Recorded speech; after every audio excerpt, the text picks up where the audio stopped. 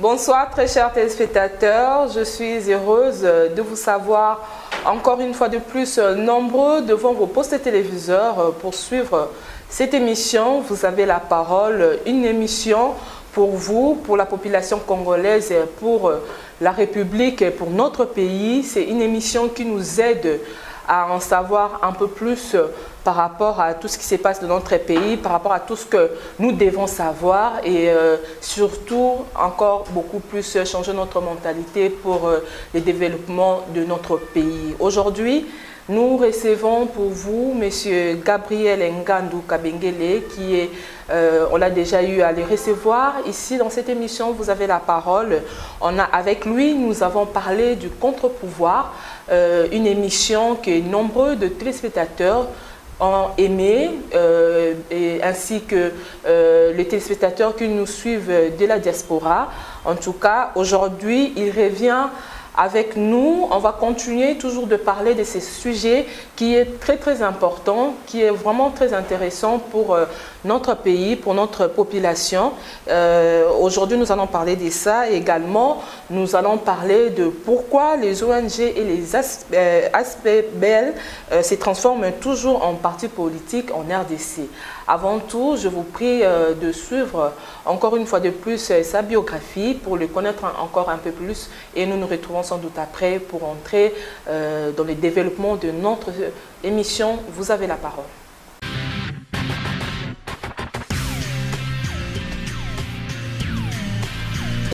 Gabriel Ngandou Kabengele est analyste indépendant et chercheur en management public et en gestion des politiques publiques de l'Institut supérieur des commerces de Kinshasa. Diplômé en administration et en gestion des ressources humaines, toujours à l'IEC Gombe, il est auteur de l'ouvrage intitulé « Abolir le gouvernementalisme, adopter la gouvernance pour un changement au Congo-Kinshasa », publié au Centre de recherche interdisciplinaire de gestion et du développement CRIGD à l'IEC Gombe.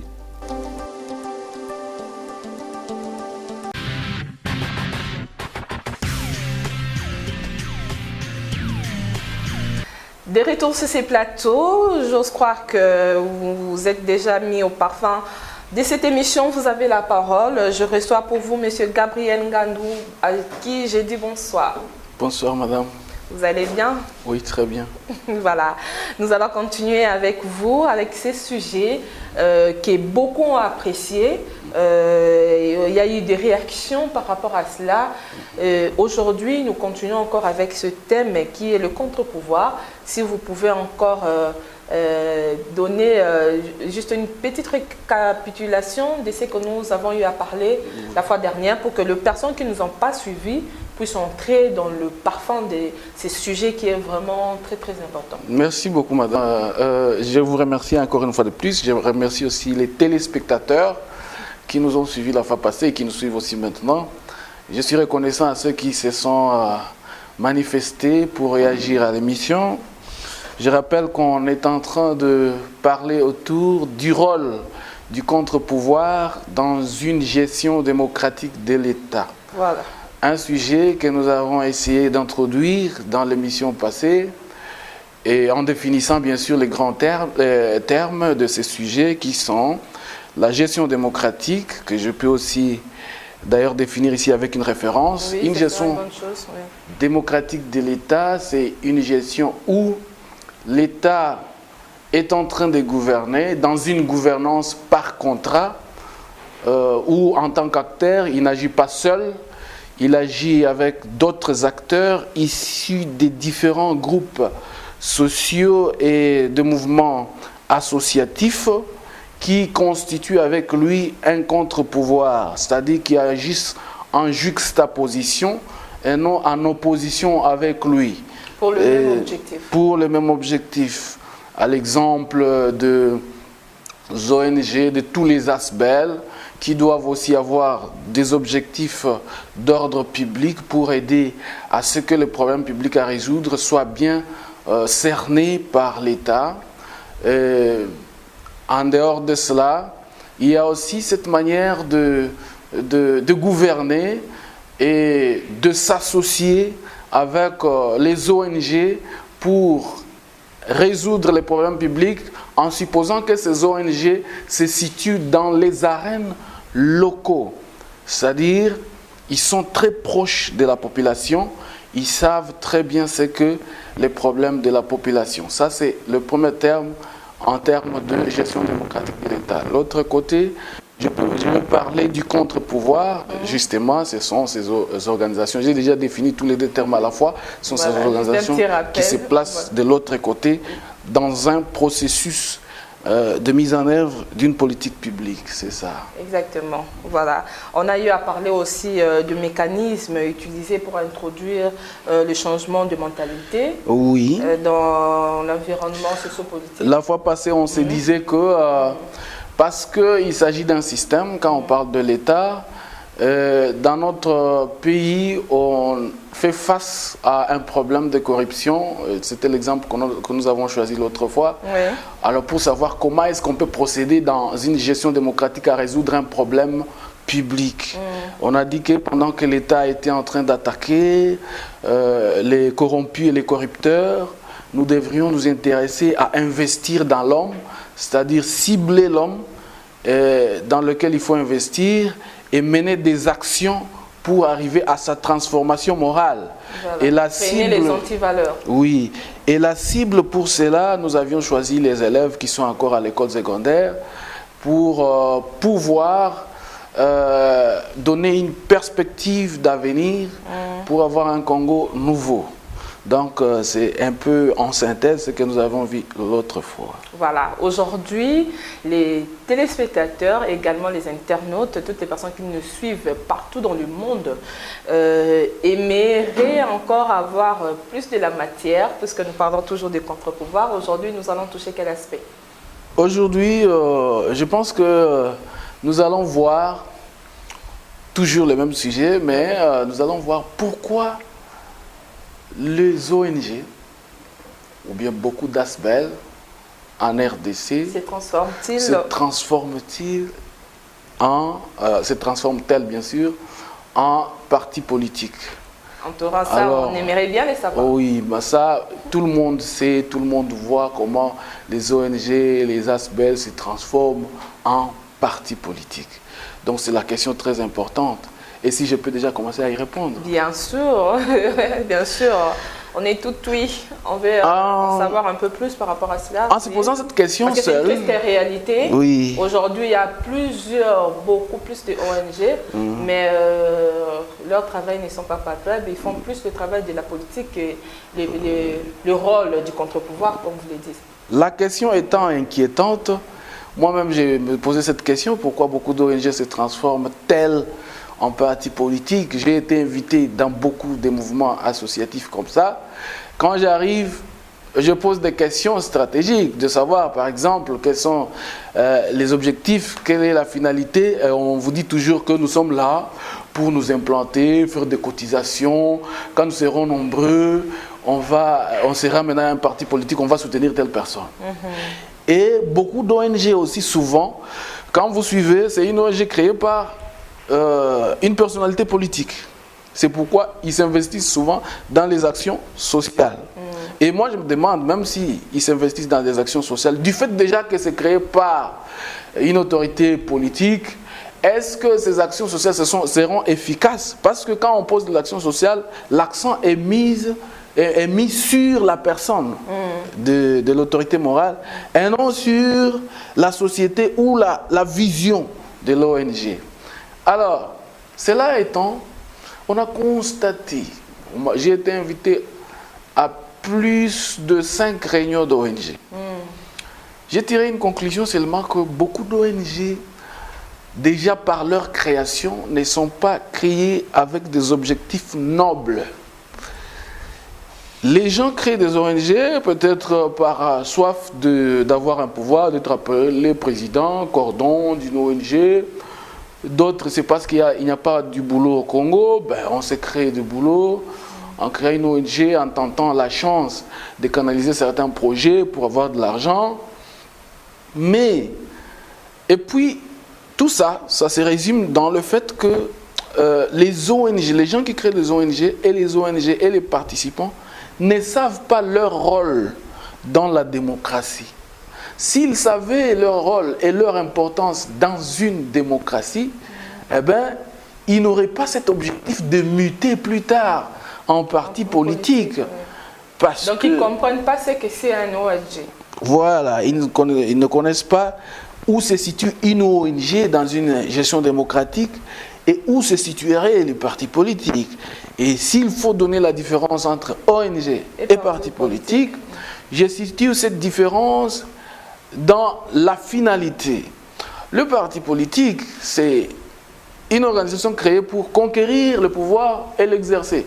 L'objectif est trop bref, mais par contre l'ONG, c'est une organisation permanente qui accompagne la gouvernance dans une gestion démocratique.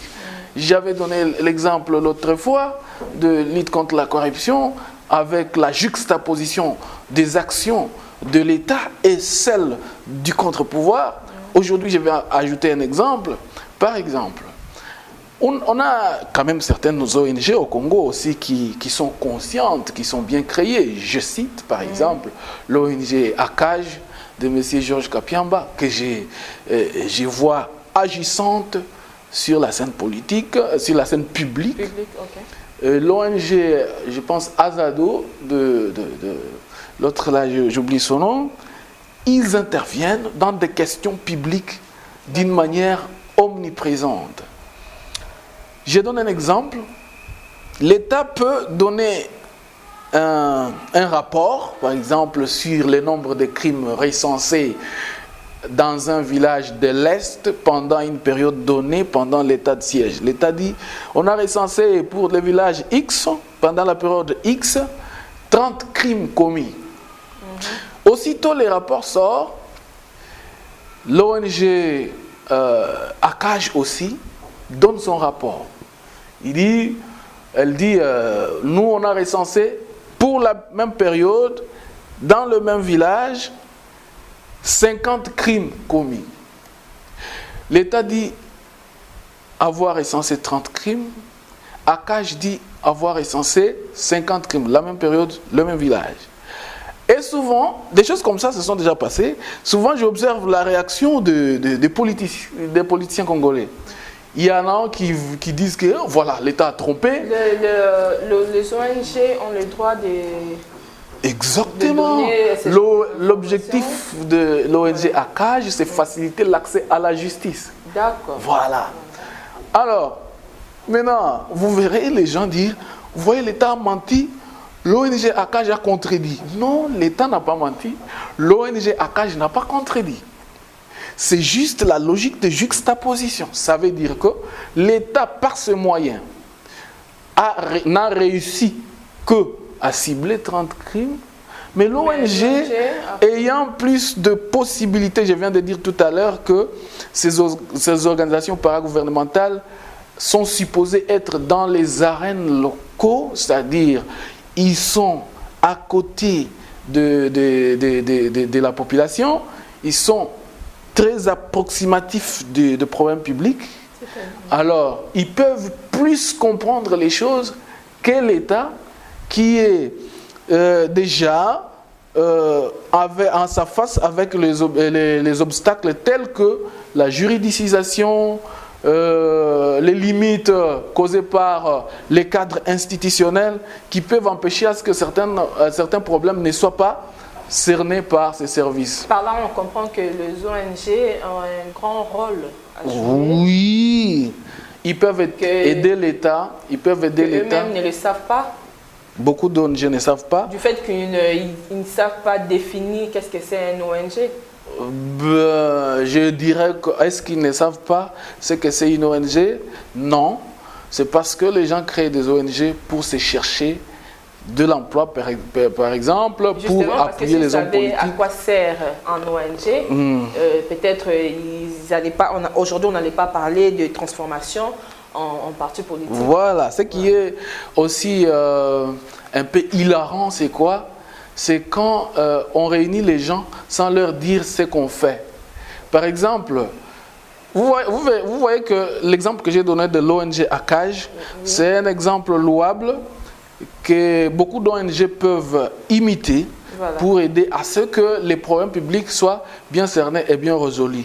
Alors, quand je vois les hommes politiques réagir, certains hommes politiques qui ne comprennent pas aussi, réagir, dire que l'État a menti, l'ONG ACAJ a dit la vérité, donc c'était 50 crimes, l'État a caché d'autres crimes. L'État n'a pas caché. Vous n'êtes pas sans savoir que beaucoup de fonctionnaires de services publics de l'État ne sont pas compétents, ne sont pas à la hauteur de leur tâche, peut-être démotivés par les mauvais paiements, ainsi de suite. Et ça peut affecter la procédure d'une démarche publique. Exactement. Alors l'ONG, ayant des moyens, étant souple, étant très proche de la population, peut fournir des informations vraies. Et l'État, ce que l'État doit faire, c'est prendre ce que l'ONG ACAJ a donné et ces 30 résultats, mettre ensemble pour voir ce qui est dédoublé et puis ce qui est ajouté et donner un rapport synthétique. C'est ça la gestion démocratique de l'État. Voilà. Et donc, j'en appelle à toutes les autres ONG de prendre conscience de leur rôle. Et vous savez ce qui se passe? Quand une ONG veut s'attaquer à un problème public, elle a peur. Elle s'est dit, comme je vais le dire tout à l'heure, elle a peur. Elle s'est dit peut-être que quand nous allons dire, on va dire qu'on contredit les chefs de l'État, on est en train de combattre les pouvoirs. Pour ce faire, qu'est-ce qu'on fait? Quand on fait des réunions... Mais du fait que c'est déjà un ONG, donc c'est-à-dire qu'ils ont l'aval, ils ont le document. Non, ils ne savent pas ça. Qu'est-ce qu'ils font? Donc ils n'ont pas l'information. Ils ne savent pas le rôle d'une ONG dans une gouvernance démocratique. Qu'est-ce qu'ils se disent? Ils font des banderoles. Pendant qu'ils tiennent des activités, ils disent sous le haut patronage du président de la République, chef de l'État, garant des bons fonctionnements des institutions de l'État, garant de la nation, commandant suprême des forces armées, nous sommes en train de tenir les activités pour montrer qu'ils sont sous le haut patronage. Papa, et pourtant, ce n'est pas ça. Vous n'êtes pas une institution de l'État. Vous êtes une organisation paragouvernementale. Pourquoi voulez-vous vous faire patronner par le garant des bons fonctionnements des institutions alors que vous n'en êtes pas une? Comprenez que vous êtes libre d'agir de par votre statut déjà. Par là, je dirais qu'il y a beaucoup qui n'ont pas l'information, d'où ces genres des émissions, c'est vraiment très important. Mais oui. Que ces histoires d'abord doivent s'arrêter. Ces histoires doivent s'arrêter. Voilà. Vous faites des activités d'intérêt public. Vous faites des banderoles sous le haut patronage. Écoute d'abord comment... Ça aussi même des hommes politiques commettent cette erreur. Sous le haut patronage du président de la République, ça c'est un. Chef de l'État, nous connaissons déjà que s'il est président de la République, il est chef de l'État. Voilà. Félix Antoine Tshilombo Tshisekedi, garant des bons fonctionnements des institutions, garant de la nation, commandant suprême des forces armées. Pour dire quoi à la fin? Peut-être pour dire que nous venons vous saluer. Tu vois, on doit arrêter ce genre de choses, ce genre de flatteries. Moi, je qualifie ça comme une maladie zaïroise qui persiste encore en nous parce qu'à l'époque de Mobutu, il fallait dire père de la nation, fondateur, président fondateur, avant de dire nous venons vous saluer. Donc, vous voyez un peu, nous devons avoir en tête notre responsabilité dans la gestion démocratique de l'État, en s'impliquant sans peur à résoudre les problèmes publics en tant qu'acteur paragouvernemental.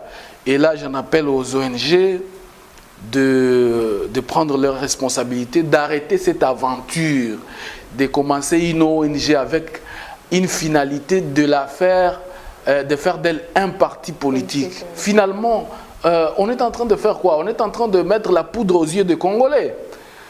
Parce que même l'État peut se dire, avoir en face de lui des acteurs issus des groupes sociaux qui peuvent l'aider à bien cerner les problèmes et les résoudre, alors que sous coulisses, ce ne sont pas réellement des acteurs publics, paragouvernementaux, ce sont des ONG de tremplin, des organisations de tremplin pour devenir par après des partis politiques. On en a eu beaucoup, les amis de celui-ci, les amis de celui-là, l'ONG de ceci, l'ONG de cela, et qui ne font que se transformer en partis politiques. Et donc, c'est très, très hilarant, c'est très, très écœurant. Je reviens sur un autre sujet très important qui est toujours relatif à la gestion démocratique de l'État. C'est une nouvelle théorie qui tend à devenir un domaine de recherche. Okay. Ça s'appelle la sociologie des légitimités. J'en ai fait mention dans ce livre. Ce livre d'abord parle du gouvernementalisme. Gouvernementalisme pour en un RDC. changement au Congo-Kinshasa, abolir le gouvernementalisme, adopter la bonne gouvernance. Le mot gouvernementalisme paraît nouveau pour beaucoup parce que certains ont essayé de réagir en me posant la question qu'est-ce que c'est. Je parle de la sociologie de légitimité pour expliquer un aspect du gouvernementalisme. La sociologie de légitimité, c'est quoi? C'est cette possibilité, c'est-à-dire de l'adaptation des modes de gouvernement aux exigences démocratiques, aux exigences de la représentation populaire et en étudiant bien sûr les phénomènes d'impolitique, de malgouvernance qui sont à l'origine du mal développement. Et ça, j'ai tiré ça du livre du professeur François Mukoka de l'IFASIC, qui a écrit sur gouvernementalité, État et gouvernementalité en RDC. Alors, la sociologie de la légitimité s'intéresse à cette liaison, c'est-à-dire cette possibilité d'adapter les modes du gouvernement aux exigences de la démocratie et de la représentation de la population. En étudiant, bien sûr, j'insiste, le phénomène de la privatisation du politique. Okay. Privatisation du politique, ça veut dire quoi? On a privatisé l'État. On a pris l'État en otage. On a vécu ça dans ces pays depuis longtemps. Oui. Une tendance pour un groupe d'hommes animés de l'égoïsme de privatiser ce qui est politique, privatiser le gouvernement. Ce que Victor Hugo avait appelé un gouvernement de plus en plus personnalisé dans son ouvrage Les Misérables de 1862. Et donc, cette tendance, nous l'avons vue en RDC, Cette tendance de prendre le pays en otage pour un groupe d'hommes, ou bien par ricochet pour faire de ça une ferme de quelqu'un où il doit être comme un roi. Voilà. Et c'est ça le gouvernementalisme. C'est aussi le fait d'appuyer systématiquement sans juger les choses parce que nous sommes du côté du gouvernement ou de contredire aussi parce que nous appuyons tel aveuglément sans esprit critique. Alors, partons de cela. Il faut voir déjà en perspective ce que nous devons faire, parce que les gouvernants doivent faire eux-mêmes, ce que nous tous nous devons faire pour joindre nos efforts de manière à ce que la direction du pays soit réellement démocratique. Voilà, pour vous parler de la bonne gouvernance, par là, parce qu'aujourd'hui, apparemment, nous sommes dans un pays démocratiquement. Aujourd'hui, nous avons des élections, nous avons donc, comment est-ce que vous parlez de gouvernementalisme comme un groupe, comme vous l'avez bien expliqué, un groupe de gens qui s'approprient... L'appropriation de l'État par un groupe d'hommes. Mais aujourd'hui, nous avons des élections libres, transparentes. Nous avons... Question très importante. Oui. Je reviens sur la notion de légitimité. Pouvons-nous toujours parler du gouvernementalisme? Ok. Je reviens sur la notion de légitimité. La légitimité a été la chanson de beaucoup de politiques après les élections ici. Légitimité, légitimité, quelqu'un n'est pas légitime, tout ça. Bon, il faut arrêter à un certain moment, comprendre. La légitimité ne se réduit pas aux seules élections. Et même la démocratie ne se définit pas aux seules élections. D'accord. Les élections sont une des caractéristiques de la démocratie, un des signes de la présence de la démocratie dans un pays. Mais la légitimité accompagne toute la gouvernance. D'accord. On parlait l'autre fois des politiques publiques. Pour que ces politiques publiques soient légitimes, il faut les concours, la juxtaposition du contre-pouvoir pour lui accorder la garantie de l'acceptabilité par les concernés et de la pérennité. Okay. Et donc, si par exemple, je donne d'ailleurs l'exemple des États-Unis dont les élections ont été contestées il y a peu, les gens ont vu bien sûr, même s'il y avait réellement tricherie, mais après ils se sont dit, mais les élections ont été mal organisées. Est-ce que c'est par là que toutes les autres actions ne seront pas légitimes? Non, parce que la légitimité dépend de notre volonté de participer à ce que l'État fait. Nous ne pouvons pas arrêter de respirer parce que l'oxygène circule encore, on doit respirer, on doit vivre, on doit manger, on doit faire tout. On ne peut pas dire parce que les élections ont été mauvaises, on croise les bras mourront parce que celui qui est là n'est pas légitime à cause des élections. Non. Si les élections qui sont un des éléments de la légitimité n'ont pas été bonnes, les politiques, au moins, qui nous concernent tous, doivent être légitimés par notre volonté pour garantir une bonne organisation des élections dans les futurs. Ah, d'accord. Parce que même si vous dites que bon, nous on attend seulement les autres élections, sans agir, sans participer, vous aurez toujours des mauvaises élections. Tu vois? Voilà. Alors, quand vous faites comme les États-Unis, il y a peu, bon, bah, nous ne reconnaissons pas celui-là, il est passé par la fraude, mais de toutes les façons, les politiques publiques influent sur nos vies, la vie de nos familles, ainsi de suite. On s'y implique avec volonté d'échanger les choses pour légitimer ces politiques. Parce que les politiques ne sont pas pour celui-là qui est au pouvoir, les politiques sont pour nous. Pour nous, voilà. Le Congo, je le signale, n'a même pas de politique de base depuis sa décolonisation. La base politique du Congo a été détruite le même jour de la proclamation de l'indépendance. Ça, on va discuter ça dans les émissions qui viennent. Vraiment. Si vous voyez seulement les discours, les 3 discours qui se sont suivis les jours de la proclamation de l'indépendance, le roi belge a fait son discours, Kasavubu a fait son discours, Lumumba, inopiné, a tenu son discours. Vous verrez déjà que la base politique du Congo a déjà été détruite là-bas. Mais oui, nous devons en prendre conscience pour construire des politiques qui vont faire des jalons de développement du Congo. Et nous avons tendance à attendre un Superman. Nous parlons il faut investir dans l'homme congolais. Voilà. Nous avons parlé, c'est pourquoi nous avons parlé l'autre fois d'investir dans l'homme pour obtenir un vrai changement. Et je voulais parler de l'autre fois, quand nous avions parlé d'investir dans l'homme, et je viens de dire tout à l'heure que les bases de la stabilité politique congolaise ont été détruites l'autre fois.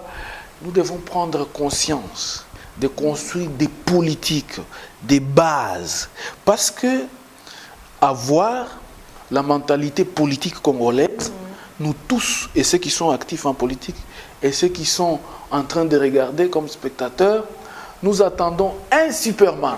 Nous pensons que comme celui-ci n'a pas été élu ou bien il n'est pas légitime, il y a un Superman qui fait le bruit à côté. Voilà. Alors, quand on va débarquer celui-ci, on met celui-là, les choses vont commencer à marcher automatiquement. Non. Voilà, c'est-à-dire que ce que vous dites là, c'est vraiment très capital parce que nous, Congolais, on a tendance à, quand les choses ne vont pas comme on le souhaite et comme on le veut, on a tendance à rentrer en arrière, regarder regarder les autres échouer. Voilà, on attend que les autres échouent. Quand il va échouer. Au moment où nous devons tous unir pour la même cause. Voilà. Et là, je signale, si vous mettez, si on se met à côté, on dit que comme les élections n'ont pas été légitimes, celui-là n'est pas bien organisé, celui-là n'est pas légitime, eh bien nous on croise les bras, on attend quand il sera débarqué, on va mettre un autre. On joue nos rôles de réclamer, c'est nous qui avons le pouvoir et on tout. attend. Au moment où on avance à rien. L'église aussi est en train de faire des théâtres au niveau de la CENI, mais celui-ci, c'est lui qui va bien organiser, et voilà. Alors, on va se buter au même problème. Exactement. Pourquoi? Parce qu'on est resté inactif et les choses sont allées en désordre. On va rencontrer le même désordre qui sera d'ailleurs difficile de maintenir, de résoudre. Et on va encore mal organiser les élections et on sera dans une logique de recommencement. Qu'est-ce qu'il faut faire? Il faut se mettre ensemble maintenant. Il faut s'accaparer des politiques publiques. Je donne un exemple qui était encore hilarant il y a peu. Félix passe au pouvoir, il dit gratuité de l'enseignement. Alors que cette gratuité a déjà été inscrite ou bien a été proclamée par la Constitution, il y a belle lurette. Et les gens ne voulaient pas en parler parce qu'il y avait des associations de malfaiteurs qui empêchaient à ce que cette gratuité ne soit pas appliquée. Quand Félix parle de ça, c'est comme si ça vient de lui. Voilà. Bon, comme il n'a pas été légitime, nous-mêmes, la gratuité, on la refuse. On ne peut... Alors que cette gratuité, ça ne vient pas de lui. Si on est sérieux, si on réfléchit bien, en Libye, il y avait la gratuité de l'enseignement jusqu'à l'université. Libye, c'est un pays désertique où il n'y a rien à part le pétrole. Mais nous avons tout ce que Dieu a créé au monde, qu'il a donné à d'autres États, mais il a jeté le reste chez nous. Est-ce que nous devons payer l'éducation? Non. C'est comme ça qu'on dit que l'ennemi du Congolais, c'est lui-même. Au lieu de combattre le système, on combat la personne. Et surtout quand on est contre quelqu'un, tout ce qu'il va faire, même si je suis affamé et qu'il me donne à manger, je suis prêt à dire que cette nourriture est empoisonnée. Voilà.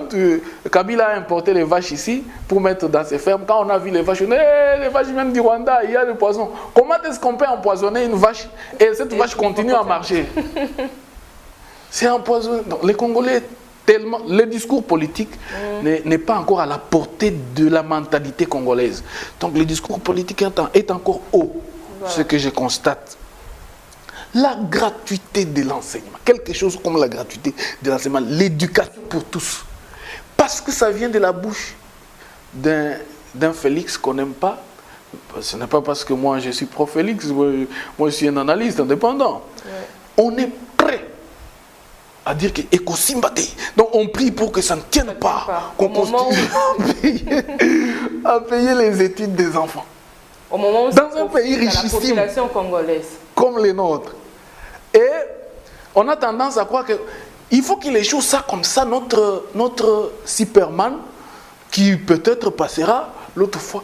Quand il va passer, nous on va les soutenir pour que ça réussisse. Mais je vous signale que quand vous allez les soutenir, ceux que vous avez combattu maintenant, eux vont aussi les combattre pour que ça ne réussisse pas. Les politiciens travaillent pour la gloire de leur président. Il y a maintenant un peu quelque chose de caché là, une tendance de ramener tout pour la gloire d'un homme.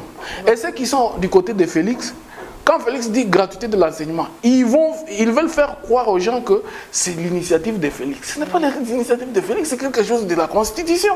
On a seulement eu la chance que, sous le règne de Félix, les choses soient mises à découvert. Les questions qu'on s'est posées, pourquoi on n'étudie pas gratuitement?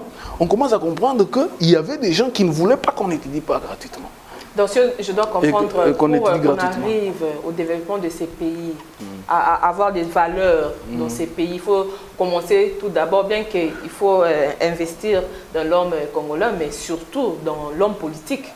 Mais l'homme politique, c'est lui-même, l'homme congolais.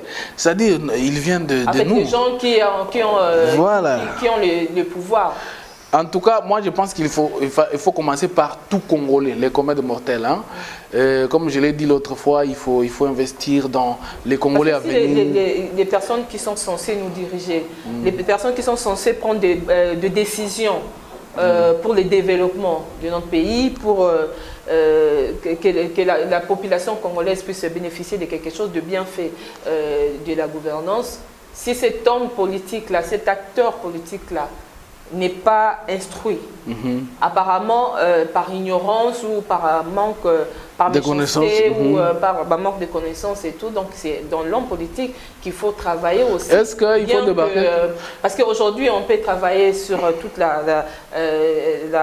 l'homme congolaise, oui, parce qu'on en a besoin, on a besoin de ces changements de mentalité et tout, et surtout les personnes, comme vous avez dit, les élèves, les étudiants et tout, les personnes qui seront des cadres demain, puissent avoir des valeurs pour diriger le pays plus tard, mais l'homme politique qui est là, aujourd'hui, là, les systèmes, parce qu'aujourd'hui nous prenons du système instauré, les systèmes qui continuent à être le même, de personnes qui continuent à faire de mêmes erreurs et tout, donc c'est dans l'homme politique.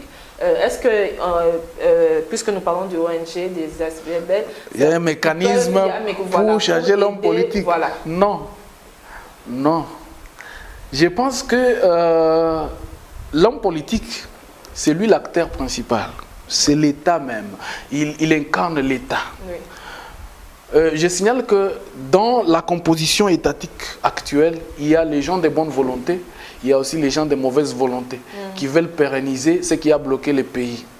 Mais les gens de bonne volonté veulent tout changer. Maintenant, qu'est-ce qu'il faut faire? Des émissions comme celle que nous tenons maintenant, doivent se multiplier. Voilà.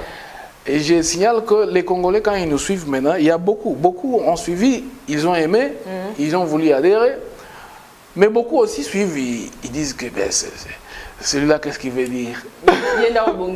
Voilà. C'est ça, en fait, le problème qu'on a. Cette mentalité, je pense qu'on doit la combattre. Voilà. D'ailleurs, je préférerais que dans des émissions qui viennent, s'il y a des gens qui veulent participer dans ce sens, on peut en avoir 4, 5, 6 pour joindre nos idées et accroître l'intensité de nos actions pour que la conscience de l'homme dans l'action puisse aussi être touché afin qu'il voie et revoie certaines choses. Voilà, une question qui me vient comme ça, puisque vous incarnez ces savoirs et tout, donc vous n'avez jamais eu à penser créer peut-être un ONG dans ce sens-là pour aider, pour essayer un peu d'accroître vos idées, parce qu'aujourd'hui on peut parler, on peut faire des émissions et tout, il y aura toujours une couche de populations qui vont les suivre, une petite couche qui vont les suivre, mais pour élargir et que ce que vous dites aujourd'hui là, qui est vraiment très capital, très important pour le développement de l'homme congolais d'abord, qu'est-ce que vous pensez faire? Bon, je sais pas. Pour le moment, ONG et tout, une structure qui peut aider un peu à élargir, étendre. Pour le moment, la fois passée d'ailleurs, j'ai essayé d'effleurer sur ça. Oui. Pour le moment, je m'intéresse à mettre d'abord, mettre au point des documents. Voilà. De documents et on dit que qui prêchent dans ce sens. N'aiment pas lire. Les Congolais n'aiment pas lire. Ici, je vois un livre de...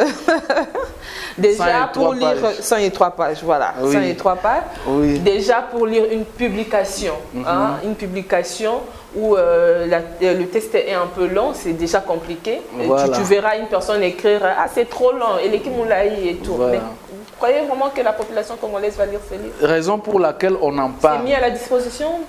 Oui, oui. Raison pour laquelle on en parle. On parle, on écrit comme ça et on en parle pour que les gens prennent conscience de chercher à lire. Voilà. Des deux, j'avais promis que je suis en train d'écrire un petit manuel qui parle de la destruction intrinsèque de la corruption dans l'homme et qui va constituer un soubassement dans la sensibilisation de la population. Et là, j'envisage... C'est plus dans l'écriture. Oui, mais j'envisage maintenant, à ce moment-là, me joindre à une ONG qui peut aussi avoir cette conscience pour commencer à tenir des séminaires, des conférences dans des écoles sur toute l'étendue de la République pour prêcher contre la corruption chez les enfants. Pour qu'après un temps, nous ayons un Congolais changé de l'Intérieur. Parce que ce que l'État fait, c'est bon, mais les gens ne changent pas. Comme j'avais donné l'exemple de Laurent Désiré, qu'il a tout fait. L'organisation paragouvernementale est très importante. Parce que ces organisations qui sont en juxtaposition avec l'État, elles aident l'État à intensifier les actions positives. Vous voyez, elles ne sont pas là pour contredire. Même l'opposition politique, je signale, l'opposition politique dans une gouvernance démocratique n'est pas là pour contredire l'État. L'opposition politique est là pour se juxtaposer à l'État, donc dans une logique de juxtaposition, pour que les choses d'intérêt public aillent bien. Voilà. Et non pour contredire. En tout cas, Monsieur Gabriel, avec vous, on aura toujours de la matière. Oui. C'est vraiment très, très important, ce que vous dites, très capital même pour le développement de notre pays. Je l'ai toujours dit que l'homme congolais, il faut l'instruire. Parce qu'on a vraiment un problème sérieux. Si aujourd'hui, moi, ce qui me fait toujours mal, quand je vois une personne jeter le déchet dans la rue comme ça sans gêne, et quand tu essaies peut-être d'interpeller et la personne dit que non, si ça salité n'a et tout, au moment où si toi tu arrêtes, l'autre arrête, tout le monde arrête, il n'y aura plus de déchets et il n'y aura qu'à évacuer. Donc voilà, il y a un problème sérieux. Je pense qu'on aura encore le plaisir de vous avoir sur nos plateaux et surtout des personnes qui nous suivent via YouTube. En tout cas, on sera toujours là pour, avec M. Gabriel pour instruire encore plus. Donc nous, de notre part, nous allons encore une fois de plus bénéficier de vos savoirs et surtout pour la population congolaise parce qu'on en a besoin. Je ne sais pas, pour trouver ces livres, si il y a des personnes aussi qui aiment lire, bien que le Congolais n'aime pas lire, ils peuvent me contacter via les numéros de l'émission. Comme ça, les gens de l'émission peuvent me contacter. S'ils veulent commander, c'est à 20 $. On peut leur parvenir. D'accord, ok. Voilà. Donc, vous voulez avoir ces livres, vous voulez vous instruire, savoir un peu plus, contactez-nous au numéro qui est là, juste affiché au bas des écrans. Vous allez entrer en contact avec M. Gabriel Ngandou et vous en procurez de ces merveilleux livres. Nous sommes déjà à la fin, M. Gabriel. Un mot pour aujourd'hui, pour les téléspectateurs qui nous suivent. Le mot solennel que je lance, c'est que ONG, donc tout l'ensemble des ASBEL, vous tous, sachez que vous êtes nobles. Vous êtes plus qu'un parti politique. Vous n'avez pas intérêt à devenir un parti politique pour être important. Voilà. Quand vous faites vos réunions, n'ayez pas peur pour mettre des banderoles sous le haut patronage du chef de l'État. Vous n'avez même pas besoin de vous faire patronner par qui que ce soit. Déjà par votre émission, votre document d'agrément, vous pouvez agir dans votre domaine sans gêne. Voilà. Vous n'avez pas besoin de sous le haut patronage du chef de l'État. Donc restez ce que vous êtes. Prenez conscience de votre importance dans la gouvernance démocratique. Nous ne sommes pas dans une dictature. Donc les ONG, prenez conscience. Nous avons besoin de vous. Pas pour faire le théâtre comme on le voit à la CENI, pour commencer à critiquer les politiques. Non, pour être actif aussi. Pour juxtaposer vos efforts. Vous critiquez, vous dites qu'on a échoué, mais qu'est-ce que vous proposez en place de cela? Donc, merci beaucoup pour tous qui nous suivent. Pour aujourd'hui, on s'arrête là-bas. Peut-être pour l'occasion prochaine, on va encore parler d'un autre sujet plus important. Je pense que les ONG m'ont suivi et tout l'ensemble des ASBEL. Merci. Merci beaucoup, M. Gabriel Ngandou. Merci, très chers téléspectateurs, chers internautes. Merci de nous avoir suivis avec beaucoup d'attention. Nous allons encore y revenir avec ce sujet très important. Je dis merci à l'équipe technique qui nous a accompagnés ce soir. Merci à David Likanga. Je dis merci à Luther Lupeta. Merci à la chaîne Evi TV. Merci à mon DG, M. Semben Ngouma. Nous allons nous retrouver très prochainement pour un nouveau numéro de cette émission. Vous avez la parole. Au revoir.